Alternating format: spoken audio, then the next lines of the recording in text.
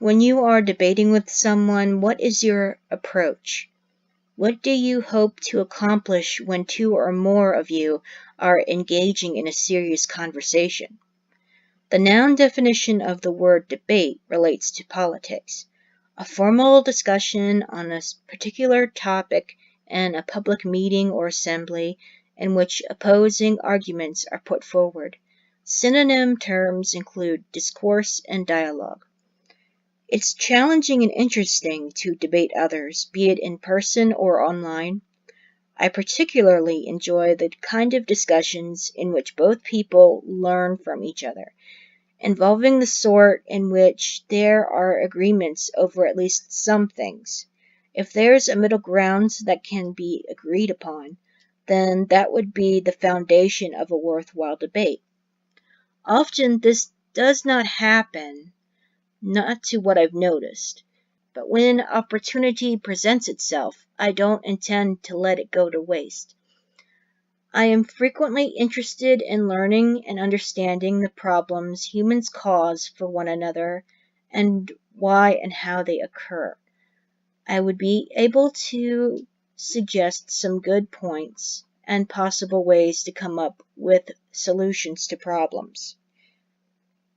They might not be the best ones. I don't claim to know the best way to solve things, but I do what I can to speak on a detail, concept, or a way of describing something that could be beneficial to add during a discussion.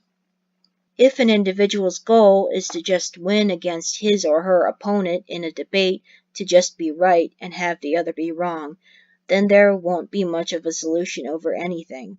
It's a win-lose result. Whoever is the victor gains the opportunity to brag and boast, while the other feels humiliated, disappointed, or bitter about losing, or any combination of the three. That's a game that won't benefit me, my opponents, or anyone who listens in. That's not what I'm seeking. It sometimes depends on how someone first responds to me before whether or not I take interest to want to communicate further. When two or more people cannot learn to agree at all on a solution to any problem, it leads to them going their separate ways or staying in conflict with each other. There are some who are more emotional than reasonable. They cannot take constructive criticism well. They view it as a personal attack toward themselves. Or they may view being criticized as a personal attack towards certain groups if you say something they don't like, especially when you don't intend to offend them. I am careful to not come off as condescending. I'm often polite, patient, and reasonable as I can be around others. It's not my intention to insult here. What I'm saying is this. In my experience, it has been frustrating or draining for me at times when trying to debate or help anyone who gets easily upset because they lack self-control when they primarily let their feelings do the thinking. If you can't get through to another, no matter what it is you say or what advice it is you try to give, then how could he or she want to change for the better? If there are people who express no interest whatsoever to want to, or even consider to want to self-improve, then it's no use helping them. Just move on. Don't be pushy or let yourself get too frustrated. Battles of wits and words cause no physical harm. When it's just a discussion between two or more people, there are no guns, no bombs, knives, or punches being thrown. Of course, not everyone's going to care now because of their insecurities and untrustworthiness of others, even themselves. So what could we do about that?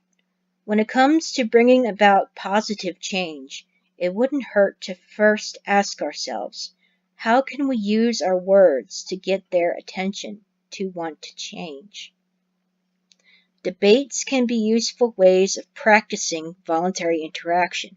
That's the main point I'm addressing here. When a debate is done really well, it could lead to productive and thought-provoking dialogue, and some interesting points that are seldom thought through and spoken of.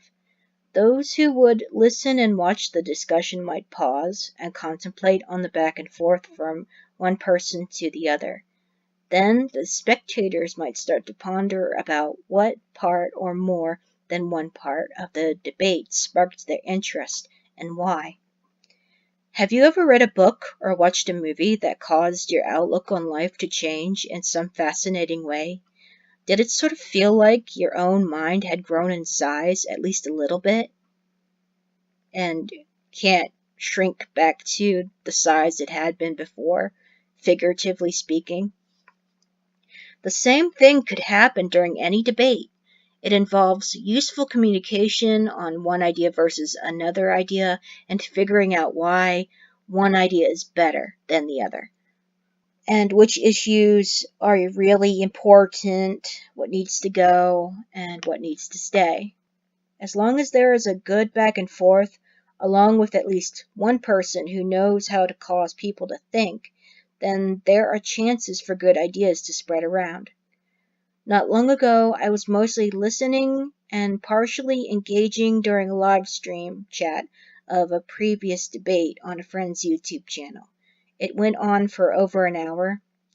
I remember this young dude who was ridiculing the principle of non-aggression, yet he was participating in the discussion voluntarily while doing so. Is it just me, or was that sort of self-contradicting and silly? Even though the two different sides, representing two different ideologies, were bickering over semantics and who was right and who was wrong throughout, there was no bloodshed.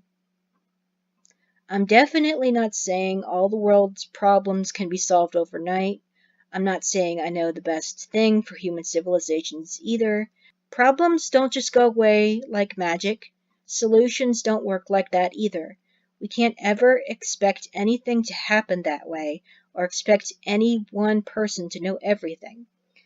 Thanks for taking some time to listen to what I had to say. If you're interested in engaging a debate with me on a topic, then let me know in the comments section under this video or on Twitter. I'll leave the link to my account in the description.